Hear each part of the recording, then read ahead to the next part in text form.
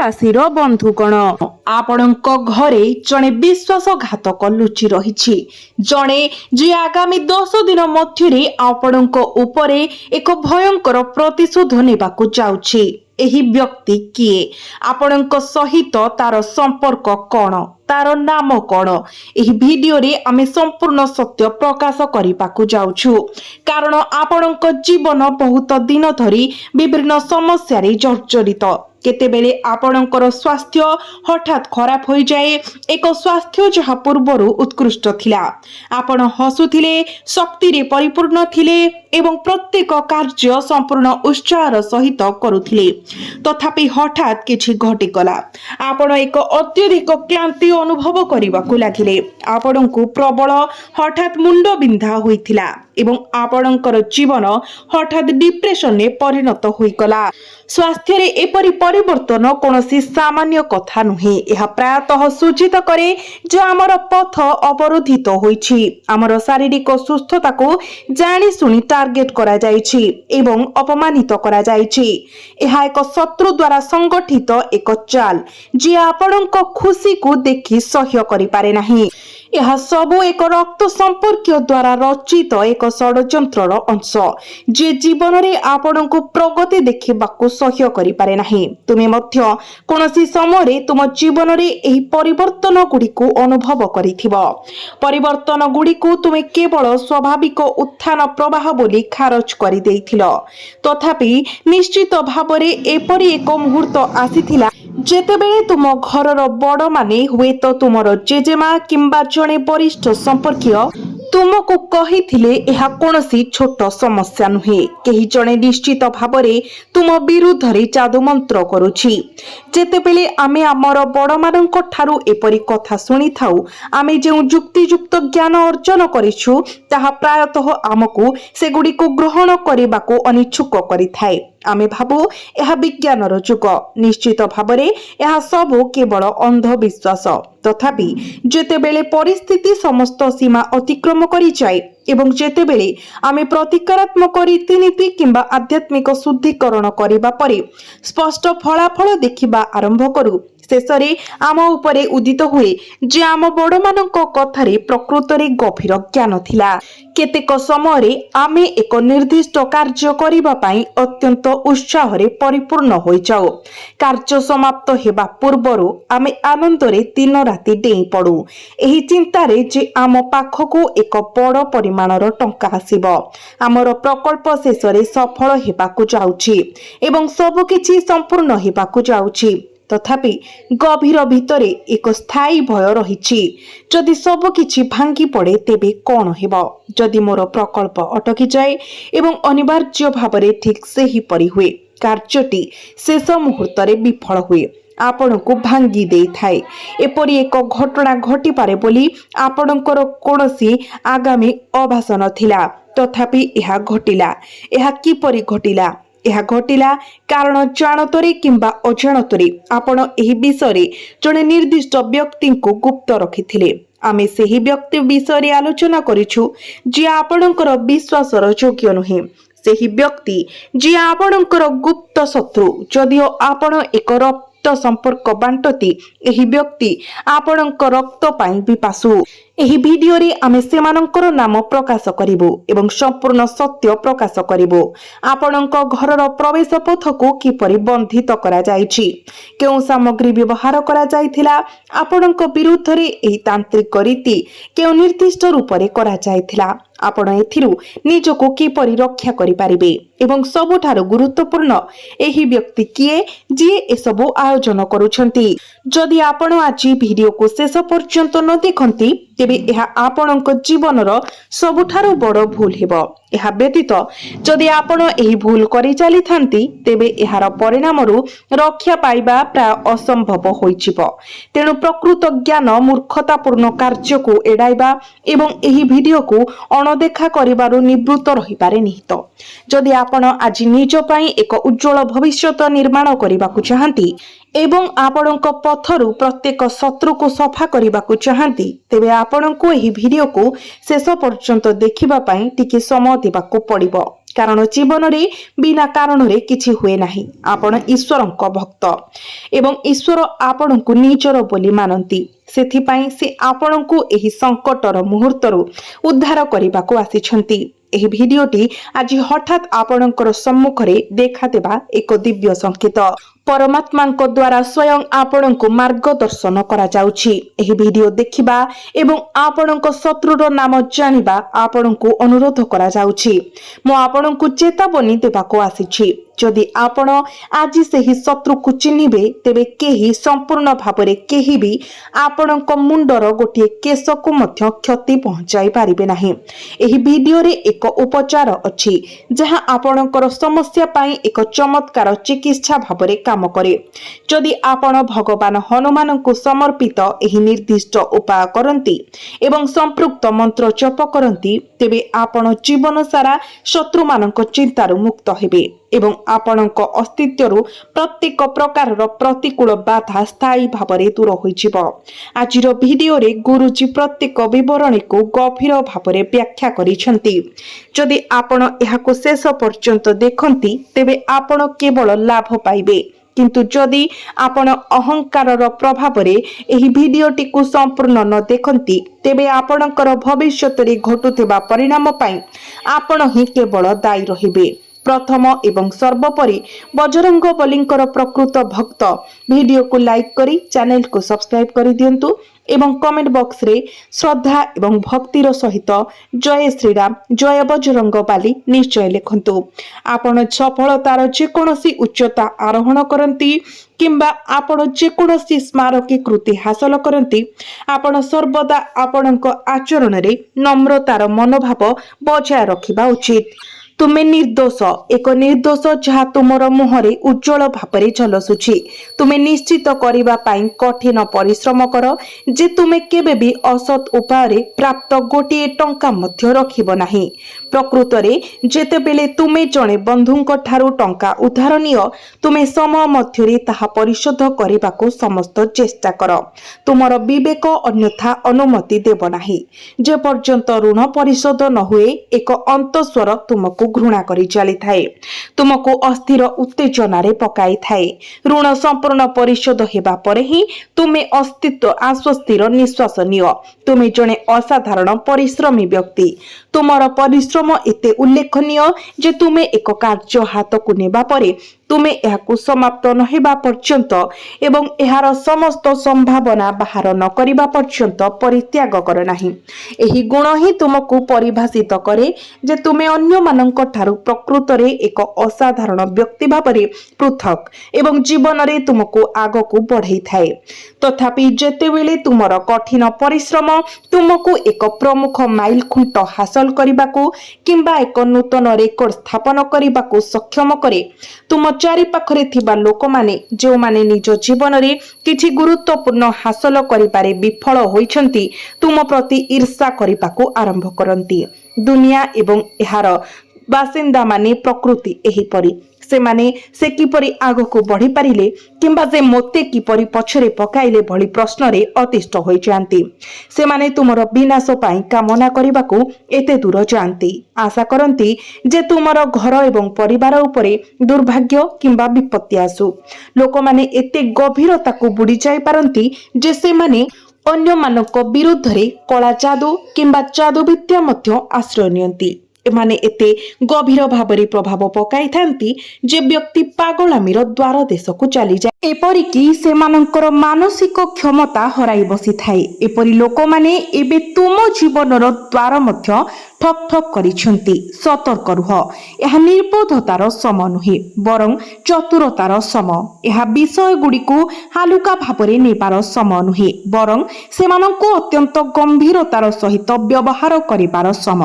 କାରଣ ଯଦି ତୁମେ ତୁମର ଶତ୍ରୁମାନଙ୍କୁ ଚିହ୍ନଟ କରିବାରେ ବିଫଳ ହୁଅ, ବରଂ ସେମାନଙ୍କ ଉପରେ ବିଶ୍ୱାସ ରଖିବା ସହିତ ଏହି ବ୍ୟକ୍ତି ମୋ ନିଜ ଜୀବନରେ ମୋ ପିଲାଦିନରୁ ସେମାନଙ୍କ ସହିତ ଖେଳିଥିଲି, ମୁଁ ସେମାନଙ୍କ ଆଖି ସାମ୍ନାରେ ବଢ଼ିଥିଲି।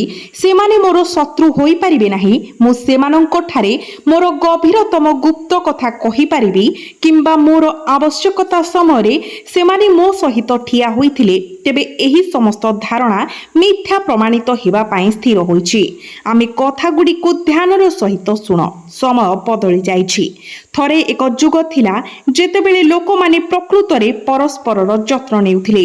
ଏକ ସମୟ ଯେତେବେଳେ ଜଣେ ଭାଇ ନିଜ ଭାଇ ପାଇଁ ସ୍ୱେଚ୍ଛାକୃତ ଭାବରେ ସିଂହାସନ ପରିତ୍ୟାଗ କରିଥିଲେ ଏବଂ ଭରତ ପ୍ରଭୁ ରାମଙ୍କୁ ଅନୁକରଣ କରି ରାମ ବନବାସରେ ଥିବା ସମଗ୍ର 14 ବର୍ଷ ପାଇଁ ଏକ ସାଧାରଣ କୁଡ଼ିଆରେ ରହିବାକୁ ବାଛିଥିଲେ। କିନ୍ତୁ ଆଜି ଦୁନିଆ ଏପରି ହୋଇଯାଇଛି ଯେ ଜଣେ ଭାଇ କେବଳ ଏକ ଭୂମି ପାଇଁ ନିଜ ରକ୍ତ ଏବଂ ମାଂସକୁ ହତ୍ୟା କରିବାକୁ ପ୍ରସ୍ତୁତ।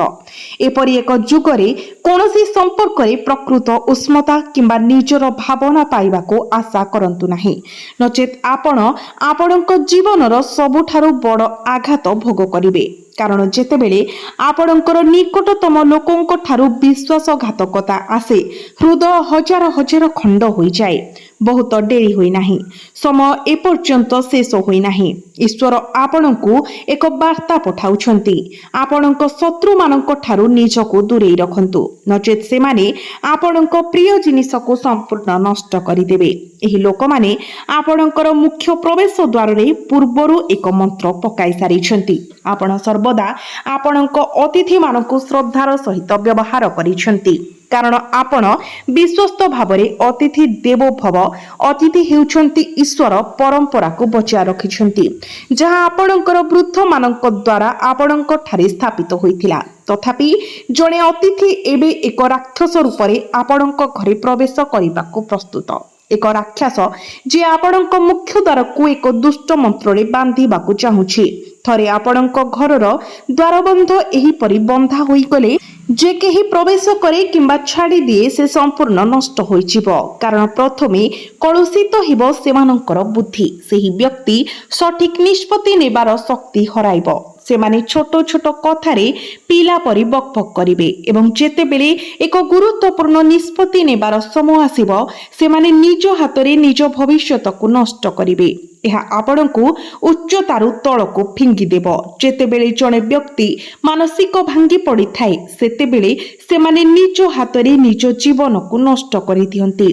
ଯେତେବେଳେ ଆପଣଙ୍କ ମୁଖ୍ୟ ପ୍ରବେଶ ଦ୍ୱାରରେ ଏକ ଆଧ୍ୟାତ୍ମିକ ଅବରୋଧ ରଖାଯାଏ, ବିଶେଷ କରି ଯେତେବେଳେ ଆପଣ ପ୍ରବେଶ କରିବାକୁ କିମ୍ବା ପ୍ରସ୍ଥାନ କରିବାକୁ ଆପଣଙ୍କ ଦ୍ୱାରବନ୍ଧ ପାର କରନ୍ତି, ଆପଣ ଆପଣଙ୍କର ବୃତ୍ତିଗତ କ୍ଷେତ୍ରରେ ଏପରି ଆବେଗପୂର୍ଣ୍ଣ କାର୍ଯ୍ୟ କରିପାରନ୍ତି କିମ୍ବା କ୍ରୋଧରେ ଏତେ ଶୀଘ୍ର ପ୍ରତିକ୍ରିୟା ପ୍ରକାଶ କରିପାରନ୍ତି ଯେ ଆପଣ ଆପଣଙ୍କର ଚାକିରି ହରାଇବାକୁ ପଡ଼ିପାରେ। କେତେକ ସମୟରେ ଆମେ କ'ଣ କରୁଛୁ ସେ ବିଷୟରେ ଆମେ ଅଜ୍ଞ। ଏପରି ପରିସ୍ଥିତି ଆପଣଙ୍କ ପାଇଁ ସୃଷ୍ଟି ହେବାକୁ ଯାଉଛି। ଟିକେ ସତର୍କ ରୁହନ୍ତୁ।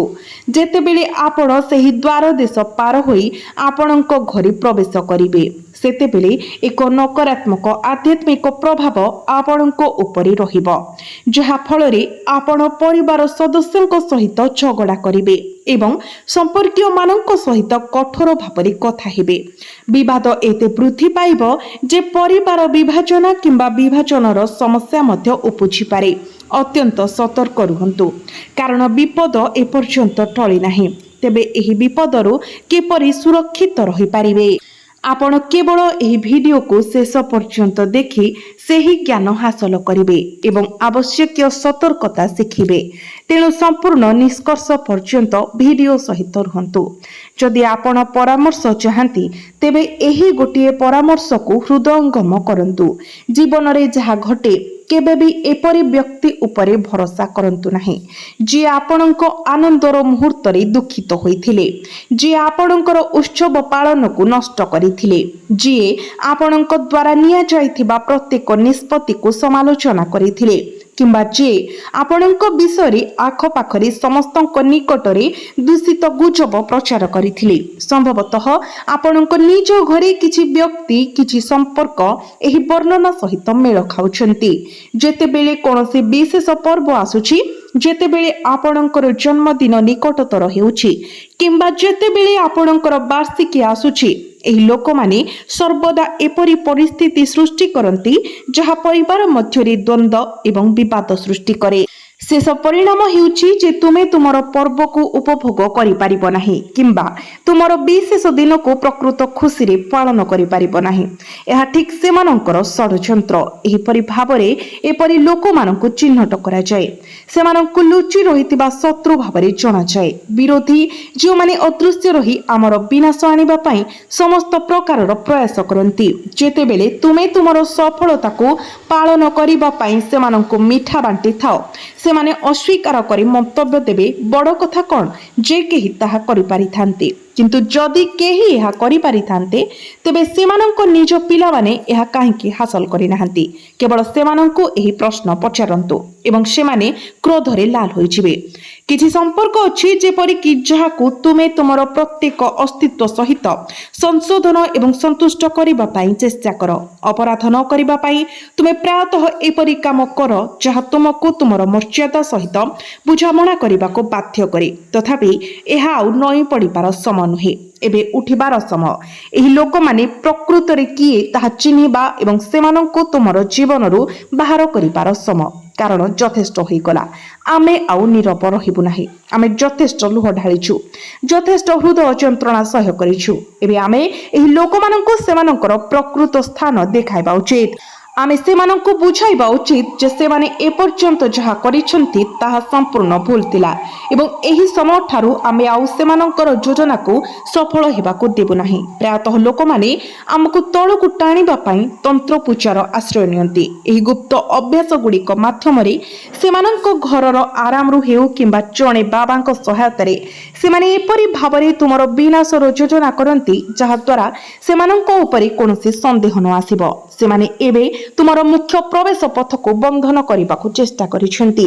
ସେମାନଙ୍କର ତନ୍ତ୍ର ପୂଜାର ମାଧ୍ୟମରେ ସେମାନେ ନିର୍ଦ୍ଦିଷ୍ଟ ଜିନିଷ ଗୁଡ଼ିକୁ ଯେପରିକି ମସୁର, କେଶର ଡୋରି କିମ୍ବା ଅନ୍ୟାନ୍ୟ ପବିତ୍ର ଜିନିଷ ସଂଗ୍ରହ କରିଛନ୍ତି ଯାହାକୁ ସେମାନେ ଖସିଯିବା ପୂର୍ବରୁ ତୁମର ମୁଖ୍ୟ ଦ୍ୱାରରେ ରଖିବାକୁ ଚାହୁଁଛନ୍ତି। ମୁଖ୍ୟ ପ୍ରବେଶ ଦ୍ୱାର ସେହି ସ୍ଥାନ ଯେଉଁଠାରେ ତୁମର ପ୍ରାଥମିକ ଦ୍ୱାର ରହିଛି। ଏହା ଠିକ୍ ସେହି କ୍ଷେତ୍ର ଯାହାକୁ ସେମାନେ ବାନ୍ଧିବାକୁ ଚେଷ୍ଟା କରିବେ, କାରଣ ସେମାନଙ୍କର ଲକ୍ଷ୍ୟ ହେଉଛି ତୁମ ଘରେ ପ୍ରବେଶ କରୁଥିବା ଲକ୍ଷ୍ମୀ ଦିବ୍ୟ ସମୃଦ୍ଧିର ପ୍ରବାହକୁ ବାଧା ଦେବା। ସେମାନେ ଏହାକୁ ବନ୍ଦ କରିବାକୁ ଚାହାନ୍ତି। ସେମାନେ ଆପଣଙ୍କ ଘରେ ଅନ୍ଧକାର ଶକ୍ତି ପଠାଇବାକୁ ଚାହାନ୍ତି। ଯଦି ଆପଣଙ୍କ ଘରର ମୁଖ୍ୟ ପ୍ରବେଶ ଦ୍ୱାର ବନ୍ଧା ଯାଇଥାଏ, ଅର୍ଥାତ୍ ଏହାର ଆଧ୍ୟାତ୍ମିକ ଶକ୍ତି ଅବରୋଧିତ ଥାଏ, ତେବେ ମାତା ରାଣୀଙ୍କର ଦିବ୍ୟ ଆଶୀର୍ବାଦ ଆପଣଙ୍କ ଗୃହକୁ ପ୍ରବେଶ କରିପାରିବ ନାହିଁ। ଏହାପରେ କେବଳ ଭୂତ, ଆତ୍ମା, ରାକ୍ଷସ ଏବଂ ନକାରାତ୍ମକ ଅନ୍ଧକାର ଶକ୍ତି ଆପଣଙ୍କ ଘରେ ପ୍ରବେଶ କରିବ। ସ୍ୱାଭାବିକ ଭାବରେ ସେମାନଙ୍କର ଷଡ଼ଯନ୍ତ୍ର ଆପଣଙ୍କ ପରିବାର ମଧ୍ୟରେ ଦ୍ୱନ୍ଦ୍ୱ ଜାରି ରଖିବ। ଆପଣଙ୍କର ସମସ୍ତ ଧନ ନଷ୍ଟ ହେବା, ଆପଣଙ୍କର ପ୍ରୟାସ ନଷ୍ଟ ହେବା ଏବଂ ଆପଣଙ୍କ ବୁଦ୍ଧି ଏବଂ ବିଚାର ନଷ୍ଟ ହେବା ପାଇଁ ପ୍ରସ୍ତୁତ କରାଯାଇଛି। ଏହି ଲୋକମାନେ ଠିକ୍ ଏହା ଚାହାନ୍ତି। ତେଣୁ ଆପଣଙ୍କୁ ଗୋଟିଏ ଜିନିଷ ପ୍ରତି ବିଶେଷ ଧ୍ୟାନ ଦେବାକୁ ପଡ଼ିବ। ଦେଖନ୍ତୁ, ଯେ କେହି ଆପଣଙ୍କ ଦ୍ୱାର ପାଖରେ ଠିଆ ହୋଇ ଯେକୌଣସି ସନ୍ଦେହଜନକ କାର୍ଯ୍ୟ କରୁଛନ୍ତି କି ନାହିଁ, କିମ୍ବା ଯଦି କେହି ଘଣ୍ଟା ଘଣ୍ଟା ଧରି ସେଠାରେ ରହି କଥାବାର୍ତ୍ତା କରୁଛନ୍ତି, ଏପରି ବ୍ୟକ୍ତି ସୁଯୋଗର ଫାଇଦା ଉଠାଇ ଗୁପ୍ତ ଭାବରେ ଆପଣଙ୍କର ମୁଖ୍ୟ ପ୍ରବେଶ ଦ୍ୱାରରେ କିଛି ଜିନିଷ ରଖିପାରନ୍ତି ଯାହା ଆପଣଙ୍କ ଦ୍ୱାରକୁ ବାନ୍ଧିବା ସହଜ କରିବ। ଏହି କାରଣରୁ ଆପଣ ପବିତ୍ର ଗଙ୍ଗା ଜଳ ସହିତ ଆପଣଙ୍କ ଦ୍ୱାର ଧୋଇବା ଏକ ପ୍ରତିଦିନ ଅଭ୍ୟାସ କରିବାକୁ ପଡ଼ିବ। ଆପଣ ଏକ ବାଲ୍ଟି ପାଣି ନିଅନ୍ତୁ, ସେଥିରେ କିଛି ଗଙ୍ଗା ଜଳ ମିଶାନ୍ତୁ ଏବଂ ସେଥିରେ ପ୍ରତିଦିନ ନିଜର ଦ୍ୱାର ବନ୍ଧକୁ ଧୋଇ ଦିଅନ୍ତୁ। ଯଦି କେହି ପ୍ରକୃତରେ ଆପଣଙ୍କ ବିରୁଦ୍ଧରେ କୌଣସି ମନ୍ତ୍ର କରିଛନ୍ତି କିମ୍ବା କୌଣସି ପୂଜା କରିଛନ୍ତି, ତେବେ ଏହାର ପ୍ରଭାବ ତୁରନ୍ତ ନିରପେକ୍ଷ ହୋଇଯିବ। ଆମେ ଯେଉଁ ଘଟଣା ଗୁଡ଼ିକ ବର୍ଣ୍ଣନା କରିଛୁ ପ୍ରକୃତରେ ଆପଣଙ୍କ ଜୀବନରେ ଘଟିଛି। ତେଣୁ ଆପଣଙ୍କ ଘରେ ପ୍ରକୃତରେ ଜଣେ ଶତ୍ରୁ ଅଛି। ଆମେ ବର୍ତ୍ତମାନ ସେହି ବ୍ୟକ୍ତିଙ୍କ ନାମ ଆପଣଙ୍କୁ ପ୍ରକାଶ କରିବାକୁ ଯାଉଛୁ। ଯଦି ଆପଣ ଏହି ସୂଚନାକୁ ଗମ୍ଭୀରତାର ଏବଂ ଧ୍ୟାନର ସହିତ ଶୁଣନ୍ତି, ତେବେ ଏହା ଆପଣଙ୍କ ପାଇଁ ଅତ୍ୟନ୍ତ ଲାଭଦାୟକ ସାବ୍ୟସ୍ତ ହେବ। ଏହା 33 ରୁ 45 ବର୍ଷ ବୟସର ଜଣେ ବ୍ୟକ୍ତି, ଯାହାଙ୍କ ବୟସ ଧୂସର ରଙ୍ଗ ଏବଂ ସେ ଆପଣଙ୍କ ପରିବାରର ଜଣେ ସମ୍ପର୍କୀୟ ଏବଂ ତୁମର ନିକଟରେ ରୁହନ୍ତି। ତାଙ୍କର ନାମ ଭି ଅକ୍ଷରରୁ ଆରମ୍ଭ ହୁଏ, ଇଂରାଜୀ ଅକ୍ଷର ଭି। ଅତ୍ୟନ୍ତ ସତର୍କ ରୁହନ୍ତୁ ମୋର ବନ୍ଧୁ। ଯଦି ଆପଣ କେବେ ଏହି ବ୍ୟକ୍ତିଙ୍କ ସହିତ ଆପଣଙ୍କର ଦୈନନ୍ଦିନ କାର୍ଯ୍ୟର ବିବରଣୀ ଆଲୋଚନା କରୁଥିବାର ଦେଖୁଛନ୍ତି, ତେବେ ସତର୍କ ରୁହନ୍ତୁ। ଯଦି ଆପଣ ଆପଣଙ୍କର ଯୋଜନା ସେ ବ୍ୟକ୍ତିକୁ କହିବେ, ତେବେ ଏହି ବ୍ୟକ୍ତି ଆପଣଙ୍କୁ ଆପଣଙ୍କ ମୁହଁରେ ଏକ ନକଲି ହସ ଦେଖାଇ ଘରକୁ ଫେରିବା ମୁହୂର୍ତ୍ତରେ ସେମାନେ ଏପରି ଅନ୍ଧକାରପୂର୍ଣ୍ଣ ରୀତି କରିବେ ଯେ ସେମାନେ ଆପଣଙ୍କର ସମସ୍ତ କାମ, ସମଗ୍ର ବ୍ୟବସାୟ ଏବଂ ଆପଣଙ୍କର ମୂଲ୍ୟବାନ ସମ୍ପତ୍ତି ହଡପ କରିବାକୁ ଚେଷ୍ଟା କରିବେ। ସେମାନେ ଆପଣଙ୍କର ସବୁକିଛି ନଷ୍ଟ କରିବାକୁ ଚେଷ୍ଟା କରିବେ। ଯଦି ଏହି ବ୍ୟକ୍ତି ତୁମର ମୁଖ୍ୟ ପ୍ରବେଶ ଦ୍ୱାର ପାଖକୁ ଆସେ, ତେବେ ସେମାନଙ୍କୁ ତୁରନ୍ତ ଘଉଡ଼ାଇ ଦିଅନ୍ତୁ। ସେମାନଙ୍କ ସହିତ ସମସ୍ତ କଥାବାର୍ତ୍ତା ବନ୍ଦ କରନ୍ତୁ। ସେମାନଙ୍କ ଠାରୁ ନିଜକୁ ଦୂରେଇ ରଖିବା ପାଇଁ ଯେକୌଣସି ବାହାନା ଖୋଜନ୍ତୁ। ତୁମର ଭବିଷ୍ୟତ ଉଜ୍ଜଳ ହେବ। ତେବେ ବିପଦ ଏପର୍ଯ୍ୟନ୍ତ ସମ୍ପୂର୍ଣ୍ଣ ଭାବରେ ଟଳି ନାହିଁ। ଜଣେ ମହିଳା ମଧ୍ୟ ଅଛନ୍ତି ଯିଏ ତୁମର ରକ୍ତ ପାଇଁ ପିପାସୁ। ସେ ତୁମର ଉନ୍ନତି ଦେଖିବା ସହ୍ୟ କରିପାରୁନାହାନ୍ତି। ଏହି ମହିଳା ଆପଣଙ୍କ ଠାରୁ କିଛି ଦୂରରେ ରହୁଥିବା ଏକ ପରିବାର, ତଥାପି ସେମାନେ ପ୍ରାୟତଃ ଆପଣଙ୍କ ଘରକୁ ଯାଆନ୍ତି। ତାଙ୍କର ନାମ ଏଲ୍ ଅକ୍ଷରରୁ ଆରମ୍ଭ ହୁଏ। ଏହି ମହିଳାଙ୍କର ଏକ ଅତ୍ୟନ୍ତ ଦୂଷିତ ମାନସିକତା ଅଛି। ସେ ଅନ୍ୟମାନଙ୍କ ଉପରେ ଘଟୁଥିବା କ୍ଷତି ପାଇଁ କିଛି ଚିନ୍ତା କରେ ନାହିଁ। ତାର ଏକମାତ୍ର ଚିନ୍ତା ହେଉଛି ନିଜର ସ୍ୱାର୍ଥ। ସେ କେବଳ ନିଜର ଖୁସି ସୁରକ୍ଷିତ କରିବା ପାଇଁ ଅନ୍ୟ ଜଣେ ମଣିଷକୁ ନଷ୍ଟ କରିବାକୁ ମଧ୍ୟ ଚାହିପାରେ। ଯଦି ତୁମେ ତାଙ୍କୁ ଫୋନରେ କଲ୍ କର, କିନ୍ତୁ ଯଦି ତୁମେ ସେମାନଙ୍କ ସହିତ କଥାବାର୍ତ୍ତା କର ଏବଂ ଯଦି ତୁମେ ସେମାନଙ୍କୁ କୁହ ଯେ ତୁମେ କେତେ ରୋଜଗାର କରୁଛ କିମ୍ବା ତୁମେ କେଉଁ ସ୍ଥାନଗୁଡ଼ିକୁ ପରିଦର୍ଶନ କରିଛ ଏବଂ କ'ଣ କିଣିଛ, ସେଗୁଡ଼ିକ ବିଷୟରେ ଗର୍ବ କର, ତେବେ ଭାବ ନାହିଁ ଯେ ସେମାନେ ପ୍ରଭାବିତ ହେବେ କିମ୍ବା ତୁମକୁ ପ୍ରଶଂସା କରିବେ। ବିପରୀତରେ ସେମାନେ ଆହୁରି ଅଧିକ ଈର୍ଷାରେ ଚଳିବେ।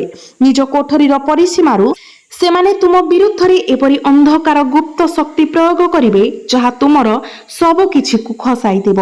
ତେଣୁ ପ୍ରତ୍ୟେକ ବ୍ୟକ୍ତିଙ୍କୁ ନିଜର ବୋଲି ଭାବ ନାହିଁ। ତୁମେ ଯାହାକୁ ନିଜର ବୋଲି ଭାବୁଛ, ସେମାନେ ହିଁ ତୁମ ସହିତ ବିଶ୍ୱାସଘାତକତା କରିବେ। ତେବେ ଏହି ଶତ୍ରୁମାନଙ୍କ ଦ୍ୱାରା ସୃଷ୍ଟି ହୋଇଥିବା ସମସ୍ତ ବାଧାରୁ ମୁକ୍ତ ହେବା ପାଇଁ, ତୁମର ଇଚ୍ଛାକୁ ପୂର୍ଣ୍ଣ କରିବା ପାଇଁ ତୁମେ ଏକ ଉପାୟ କରିବା ଉଚିତ। ତୁମେ ଗୋଟିଏ ଓସ୍ତପତ୍ର ନିଅ, ଏହାକୁ ଭଲ ଭାବରେ ପାଣିରେ ଧୋଇଦିଅ। ଏହା ଉପରେ ପ୍ରଭୁ ରାମଚନ୍ଦ୍ରଙ୍କର ନାମ ଲେଖ। 2ଟି ଲବଙ୍ଗ ଏବଂ ଗୋଟିଏ କଞ୍ଚା ଲଙ୍କା ଏହା ଉପରେ ରଖ ଏବଂ ଓମ୍ ରାମଦୂତାୟ ନମଃ ମନ୍ତ୍ର ଜପ କରିବା ସମୟରେ ଏହାକୁ ଭଗବାନ ହନୁମାନଙ୍କୁ ଅର୍ପଣ କର। ତାପରେ ନିର୍ଦ୍ଦିଷ୍ଟ ପ୍ରାର୍ଥନା ଉପସ୍ଥାପନା କର। 21 ଦିନ ମଧ୍ୟରେ ଆପଣ ଅନୁଭବ କରିବେ ଯେ ଯେଉଁମାନେ ଆପଣଙ୍କ ବ୍ୟାପାରରେ ହସ୍ତକ୍ଷେପ କରୁଥିଲେ କିମ୍ବା ଆପଣଙ୍କୁ କଳା ଚାଦୁରେ ବାନ୍ଧି ରଖିଥିଲେ, ସେମାନେ ଆପଣଙ୍କ ରାସ୍ତାରୁ ଉଭାନ ହୋଇଯିବେ। ଆଉ ଗୋଟିଏ ଉପାୟ ହେଉଛି ପ୍ରତ୍ୟେକ ମଙ୍ଗଳବାର ଦିନ ଭଗବାନ ହନୁମାନଙ୍କୁ ଲାଲ ରଙ୍ଗର ଫୁଲ ଅର୍ପଣ କରନ୍ତୁ ଏବଂ ଯେକୌଣସି ଗୋଟିଏ ମଙ୍ଗଳବାର ଦିନ ଗୋଟିଏ ଛୋଟ ଗଦା ଭଗବାନ ହନୁମାନଙ୍କୁ ଅର୍ପଣ କରନ୍ତୁ। ଏହି ଗଦା ଅର୍ପଣ କରିବା ସମୟରେ ଭଗବାନ ହନୁମାନଙ୍କୁ ପ୍ରାର୍ଥନା କରନ୍ତୁ ଆପଣଙ୍କ ଜୀବନର ସମସ୍ତ ଶତ୍ରୁ ପରାସ୍ତ କରିବା ପାଇଁ, ଅର୍ଥାତ୍ ସେମାନେ ଆପଣଙ୍କୁ ଆଉ କେବେ ହଇରାଣ ନ କରନ୍ତୁ ଏବଂ ଶତ୍ରୁମାନଙ୍କ ଦ୍ୱାରା ସୃଷ୍ଟି ହୋଇଥିବା ସମସ୍ତ ବାଧାରୁ ଆପଣ ମୁକ୍ତ ହୁଅନ୍ତୁ। ଆପଣଙ୍କର ଇଚ୍ଛା ନିଶ୍ଚିତ ଭାବରେ ପୂର୍ଣ୍ଣ ହେବ।